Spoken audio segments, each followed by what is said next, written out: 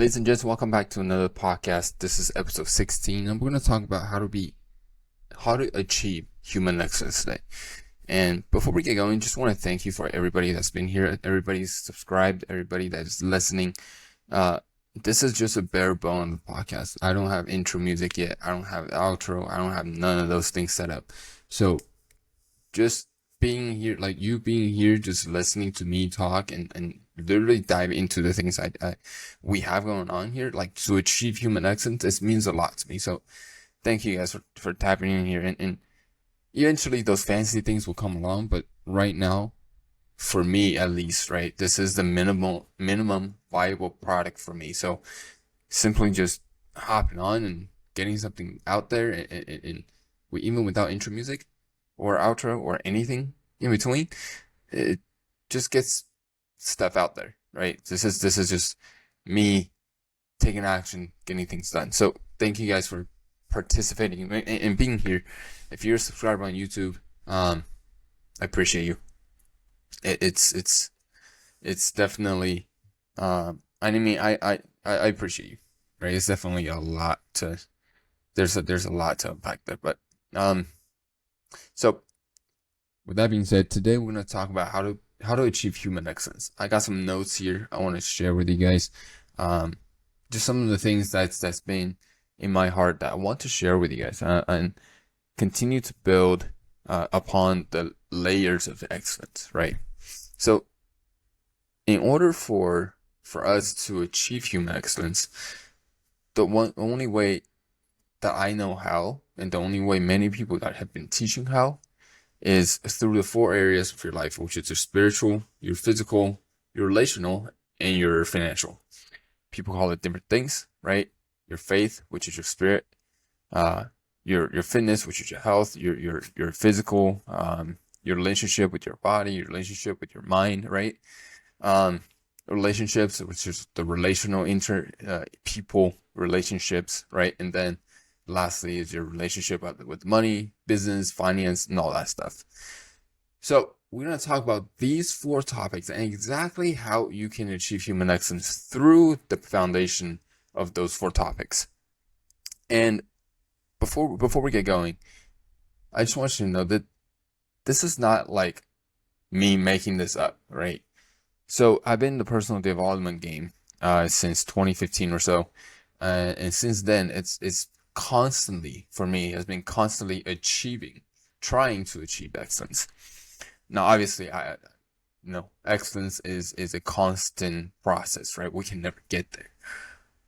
But from where I was in 2015, where I started, to now where I am now, I can confidently say, if you have these 4 areas, these 4 places, these 4 things, that you have it all settled, you have it all down, your life is going to be pretty dang good, right? And then you continue to improve on those areas, continue to improve, to grow, to be better in those areas, and your life is going to continue to look excellent, continue to look better. And that's how you achieve human excellence. And the word achieve is a little misleading, because you can't really achieve it. The only way you can achieve it is, when you go into heaven gates and judgment lands on you and you get the words, "Well done, good and faithful servant." That's how you know you achieved human excellence. But before that, you don't know. You won't know, right?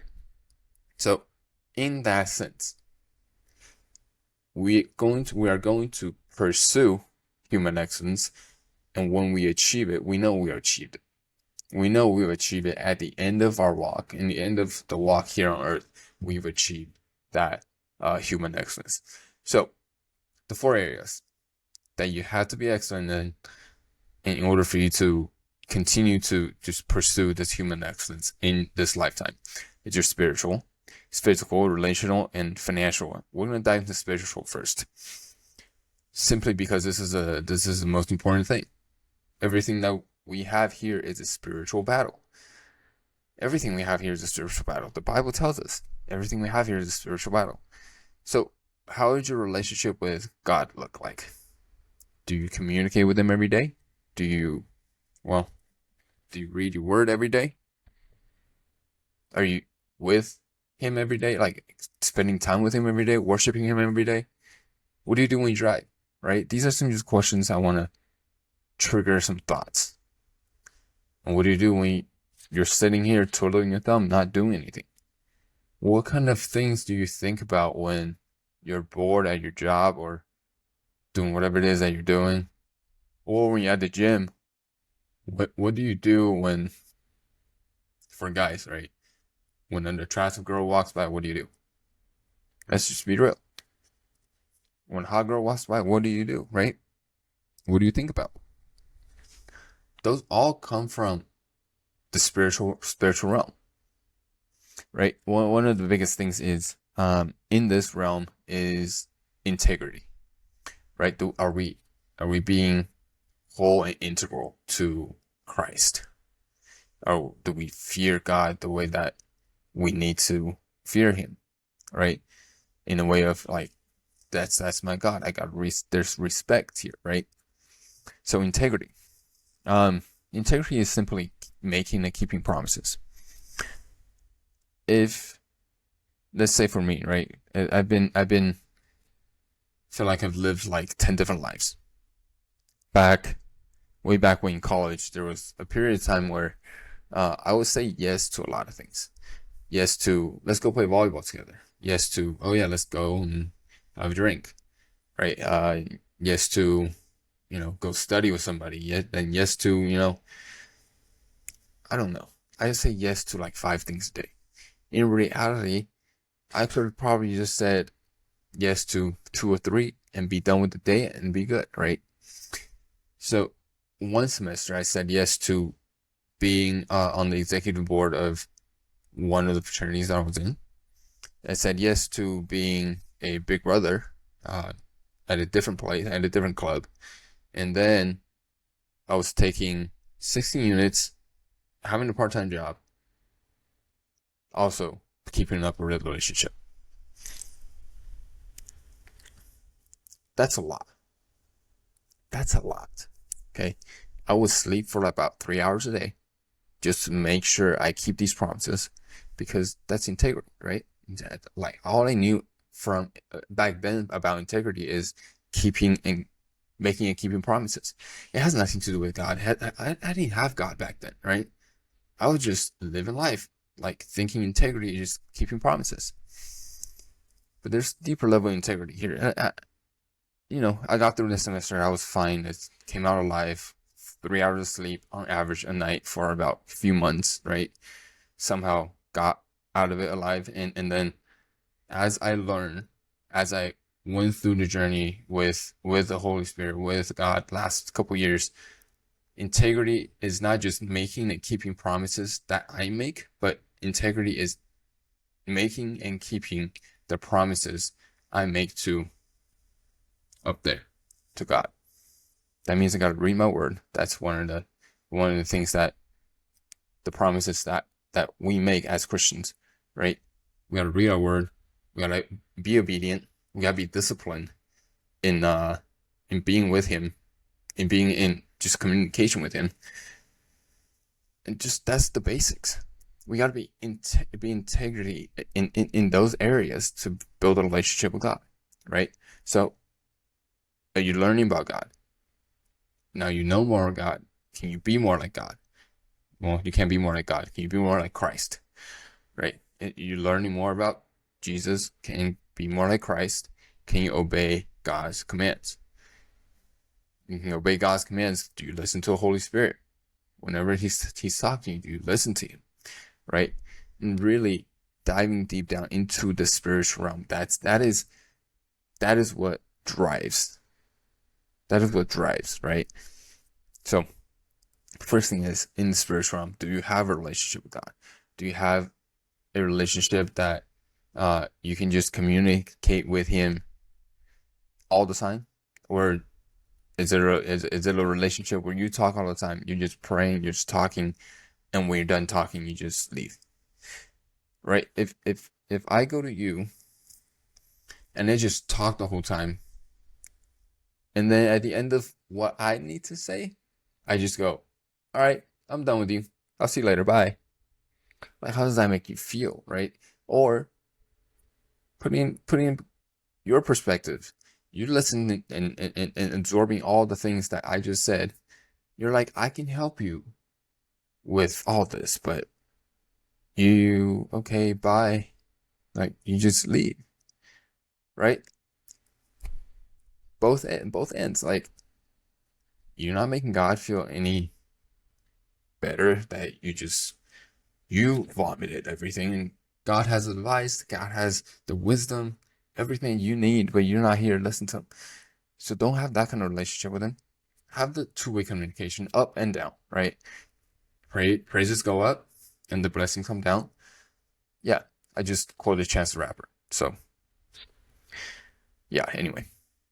Right, that's the first thing, spiritual. Second thing is physical. So what does that mean? That means your body, your mind, and your heart got to be healthy. Your body, simply, if you're doing exercises, you're working out, no joint pains, the simple stuff. Let's not overcomplicate, right? Let's just build on the foundation, build on basics, build on fundamentals.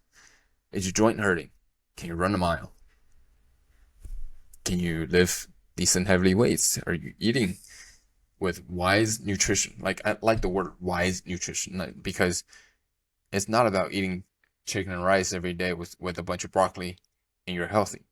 Like, how can you be wise with the food that you're intaking? Because the food that you intake is your fuel. So hopefully I can get somebody to dive deeper into this, because there's a whole realm of things that we can dive deep into just this part, the physical body part. And even in the Bible, right? There's commands in the, I think it was Leviticus. There's commands. God gave commands on what you should be eating. I'm not going to be able to find the verse right now, but there's commands in either Leviticus or Deuteronomy, one of them, that there's commands on what you should eat, what you shouldn't eat. Bible gave us wisdom in that. So wise nutrition literally could mean eat the things that the Bible say to eat, and don't eat the things that Bible say not to eat, right? So that's one. And then, are you resting? Are you restoring your mind? A lot of people, especially in this American society, American culture, we work hard. We all work hard. We glorify 60-hour weeks. We want to make more money, especially in California. If you don't make money, you are probably be on the streets. If you're not making six figures, right? I'm exaggerating, but you get my point. If you're not making good money, you probably be suffering in some sort of financial stinks, right? So we almost glorify this hustle and grind culture. We glorify this. But are we resting? Are we taking the break? Do we have our Sabbath? No, I'll be real. I haven't had a real Sabbath in a little bit, just because the fact, I gotta make sure everything's taken care of. Now, yes, there's a lot of pressure, and yes, I should be having the Sabbath. Yes, I need to spend some time with my wife, and every time I do that, I feel a lot better. But that's just part of the rest and restoration part of our physical body, right? So understand that there is power in taking a break, in resting, in restoring our mind, restoring our body, right? So that's the physical body, the body part, and then the mindset, the mental part. Are we being studious? That means, are you studying the word? Are you studying some things that you need to study? Or are we sharpening our minds? Are we winning the wars out of mind? Like Patrick Rochelle has this book, right? Winning the war in your mind. Are we constantly battling our self-doubts, unbeliefs, unfaithfulness? Are we constantly battling those things, or are we just letting those things take over our mind?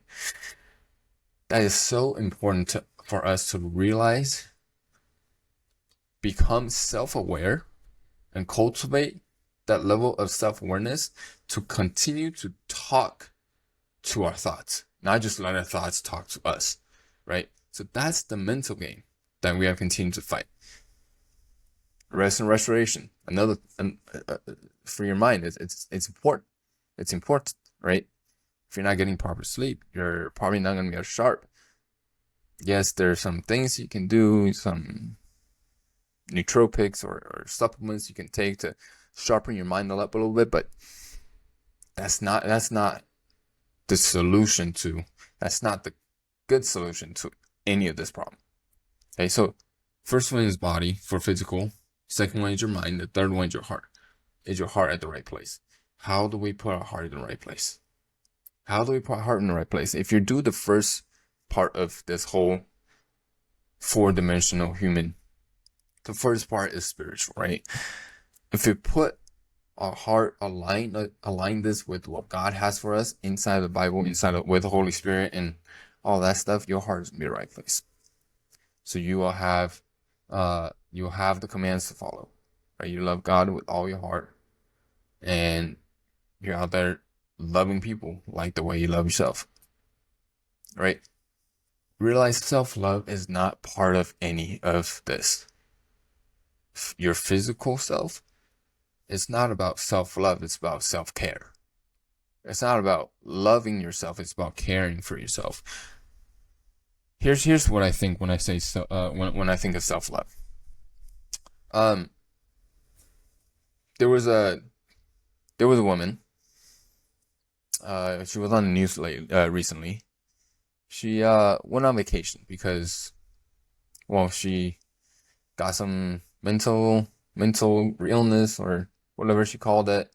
She needed a mental break, right? Here's the kicker. She had I think a few months old baby. She was a single mother. So she went on vacation, left the baby with a few bottles of milk by her side, and said, "Hey, my mental health is not there, so I gotta go on a vacation." Baby, a few months old baby, you're on your own. Cool, you're there. That's an act of self-love. That is an act of self-love. I gotta love myself, so I gotta go out there and make sure that my mental being, my health, my mindset, my mental health is taken care of. That's self-love. Heck, that's not self-care. That's not self-care. Self-care knowing that, yes, there's time that, you gotta take care of yourself, but part of self-care is knowing when to sacrifice that. Part of self-care is knowing when to sacrifice yourself so you can make sure other people are taken care of. And I'll be real, just not be stupid, right? So understanding self-love and self-care, that how different they are and why they're different and why we need self-care and we don't need self-love. Because self-care, at the end of the day, we're caring for ourselves so we can pour into other people, right? But self-love is more so like, let me love myself and let me obsess more about myself. Let me put myself over God. That's where self-love fails all the time. That's why this whole culture of let me just love myself is nothing but feeding an ego. And your ego, the enemy loves the ego. The enemy will just talk to your ego and, bring you down any day, anytime, right? So make sure for your physical, your body is at the right place, your mind's at the right place, and your heart is at the right place. And the next pillar, so the 4 pillars, we talk about physical. We talk about spiritual, number 1. Talk about physical is number 2. And number 3 is your relationships. So if you're married, your spouse is your number 1 relationship. Ephesians 5:30, right? 5:31. There it is. It says, 2 shall become one flesh. You two are one. You're not a couple. You're not a pair or anything. You're one, right? You're one. You got to be on one accord. You're one. You're one family. So this is your number 1 relationship. Take care of this and take care of everything. You take care of everything else. The world tells us to take care of our kids first. But the Bible tells us to take care of husband and wife, each other, make sure we're one first, so then our kid will be taken care of. So whether you listen to the words of thousands of years of wisdom, or listen to the world right now that's telling you to take care of your kids and make sure your kids are all good before you take care of your spouse, I say let's listen to 2,000-year wisdom that is in the Bible, right? That's been working for thousands of years. Now, not listen to the world, what the world tells us, because let's be real, the world tells us a whole bunch of different things that sounds right, sounds good, but it's also tempting, like how the enemy tempted Jesus in 3 times during his 40-day fast. And we got to understand the word, just like Jesus. We got to be able to pull out those rules and laws of Deuteronomy that tells us what to do and not to do, right? Those are not just laws. Those are guardrails to literal downfalls. So make sure that you're taking care of your spouse first, and then it's your kids. Especially, I mean, right now I have a baby. She's not gonna take care of herself, so I gotta take care of my wife, and then us take care of the baby. I also pour in love, right? Because at the end of the day, we can't pour from a cup that is empty. So if I'm not showing enough to my wife's not going to be able to show love to my kid. And if my wife's not showing love to me, I'm not going to be able to show love to anybody around me, right? So our relationship inside, like the relationship between me and my wife, the fruit of that is us being able to pour into other people, pour into our kids, pour into our families, pour into our friends. Right? And that's how it should snowball. That's how it should snowball. Not taking care of the kids first and then taking care of the friends and saying yes to family for everything, and then it becomes all mess and leaves no time for my wife and I. Right? So take care of your spouse, number 1, take care of your kids, and then take care of your family, and then go to your friends. And also those friends have levels too, right? One of my pastor said, there's a pyramid. I would have a whiteboard, but there's a pyramid, right? There's a pyramid for relationship. On the bottom, there's a lot of people. Those are people you kind of know. Like, those are more like people, not even acquaintances. They're just people that you've seen before, right? And the next level up, that's your acquaintances. That's like people you say hi to at church, people you say hi to at work, right? And you're not really close to them, but you just they're kind of there, right? And then is the friends. Friends are, people you hang out with when it's convenient, right? If you're at the same place, you can hang out with them. Or if you happen to go to church together and see each other at church, you hang out with them at church, right? Whenever it's convenient. And then you get the close friends. That's where you're like, okay, let's go get a drink, or go get a meal, or let's go break bread or something, right? That's your close friend. And then there's the best buds. That's the people in your circle, inside of your circle. People like to quote this, that you're the 5 closest people that you're with, and those all on the top of the pyramid. On the top of the pyramid, that's the 5 people. Who are those 5 people for you? That's gonna be important. That's gonna be important because that's who you're gonna become. At the end of the day, that is who you're gonna become. Okay, so make sure you take care of your relationships, your spouse first. Always. I'll take care of my wife first. Okay, and the 4th pillar, right? We had spiritual, we had physical, then we have the relational, and the next one is the financial. A lot of us, when we think of financial, we think of a large amount of money. A large amount of money. A lot, like I don't know, 6 figures income, 7 figures income, right? But let's be real. If you can take care of $100 in the right way, you can take care of 1,000 in the right way. Then God is gonna trust you with more. Like, this is the famous story of the Minas.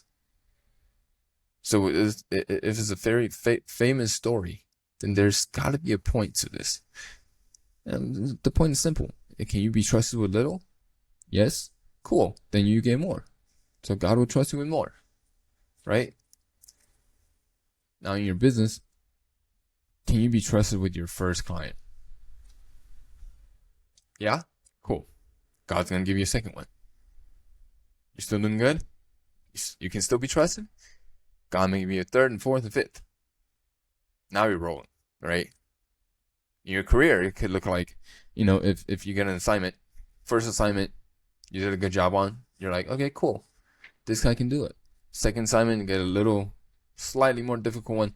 For me, at least, right? I'm in the technical field, so the technicality of each assignment increases. And I get trusted with more and more and more responsibilities. And that's how you grow in your career. It's being trusted with more responsibilities and still producing good work, right? That's how you grow in your career.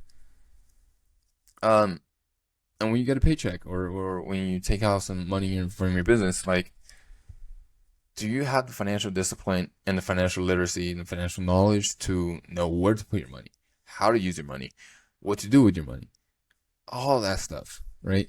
And we can talk that this is a very very important topic for me.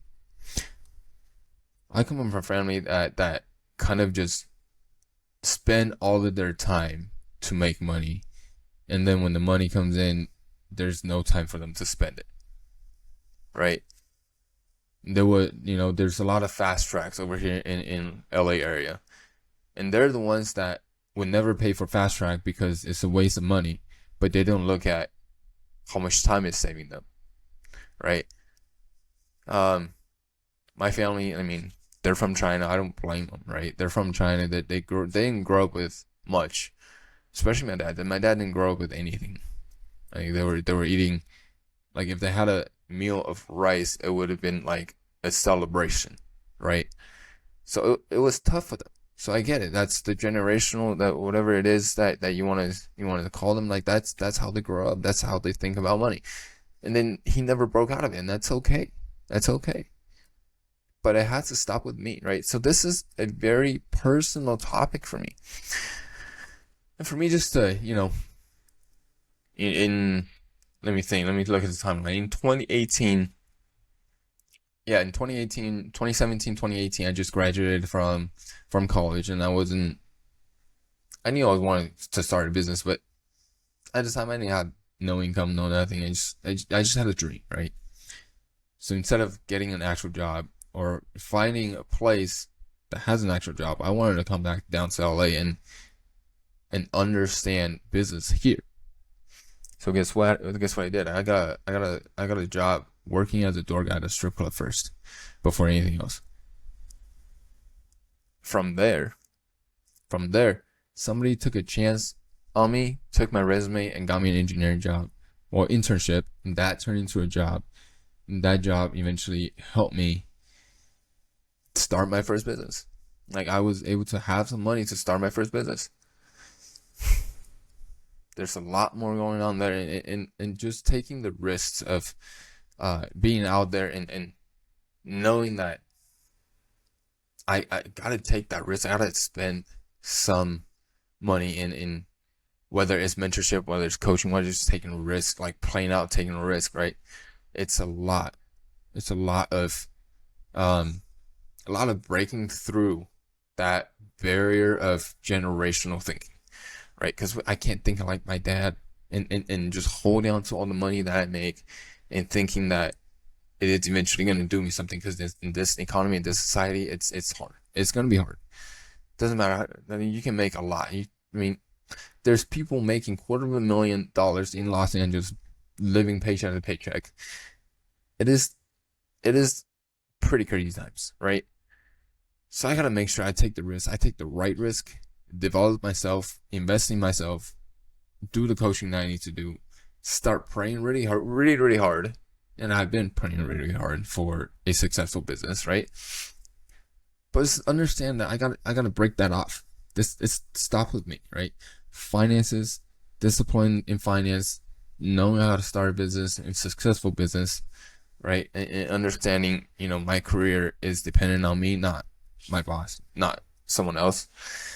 Those are just some of the things that I know for a fact is going to get me out of the generational thinking that I have been in.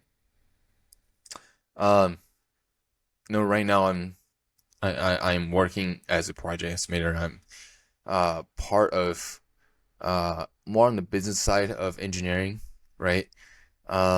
Understanding how business is being run in a tech company, in a manufacturing facility, as a fabricator, right? Those things are just, they're more valuable. They're more valuable lessons there because I'm dealing with people in business with money and constantly talking about those things. All that just to say, I started as a door guy, right? I started as watching the door at a strip club to now where I am today. It's continual growth. I wouldn't get to this place if I didn't develop myself first, right? Obviously, there's a lot of growth, right? A lot of self growth. And through God, I was able to see all of this like happening in His hand. But at the end of the day, like, you gotta have this pillar right. Financial pillar, you gotta have this right. You gotta understand the knowledge and have the wisdom, have the literacy, have the discipline, build your business, build your career, and all of that come together. Eventually, your time is gonna come in business. You're gonna take the opportunity and you're gonna run with it, and it's going to be there for you, right? And that was just at World Shakers Conference this past weekend, and one of the pastors that was talking about business, he said, David, we all know King David is died a rich man, but he started as a shepherd, right? But how many years did it take for him to turn from a shepherd boy into a rich man? I mean, it took entire life, like 70 years or something, right? So like, even just when he got anointed as king to the moment he became king, that took 16 years. So if you're thinking you can do it in 12 months, 90 days, I'm gonna start having you think differently, because everybody's process is different, everybody's journey is different. One of my friends started learning about discipline when he was 9, 14, 12, right? I didn't know what a discipline is until I'm 23. And so I realized, okay, I gotta get up at a certain time. I gotta start going to the gym consistently. I gotta start making sure my finances are in track before I go broke and then like live on the streets, right? People learn things at different times, so just understand that. Just understand that there's always a timing for you, and God has already ordained it. All right, so those are the pillars. I think went off tangent by a lot, but oh well. Those are the 4 pillars: the spiritual, the physical, the relational, and the financial. Understand those pillars will help you achieve human excellence. It's that simple. That's it. Just understanding and continue to strive to be better in those 4 pillars will help you get to human excellence, will help you continue the journey to pursue human excellence. So my goal on this podcast, in Mission Human Excellence, I hope you can hear her this whole time. This is funny. My goal in Mission Human Excellence is to bring you experts in those 4 areas: in finance, in relationship, in the physical health, mental health, emotional health, and most importantly, in the spiritual realm, to really help you understand what it takes to get to that level of excellence, what it takes for you to just continue to pursue on this journey. Because let's be real, excellence probably look different. My excellence probably looks different than your excellence. That's because every single person is made differently. That's great. That's the good news. If my excellence and your excellence look exactly the same, then I don't know. God might have made a doppelganger and I didn't know about it. I don't think He makes mistakes. There's no doppelgangers. Everybody's unique. He makes all of us, right? So, just understand the excellence is gonna look different. Your season is gonna be different than my season, but We can all learn from each other, whether it's things to do, things not to do, whether it's something that you should be looking at, something you shouldn't be looking at. We can all learn from each other. So this is just a brief introduction to what this podcast is going to be about and continue to be about.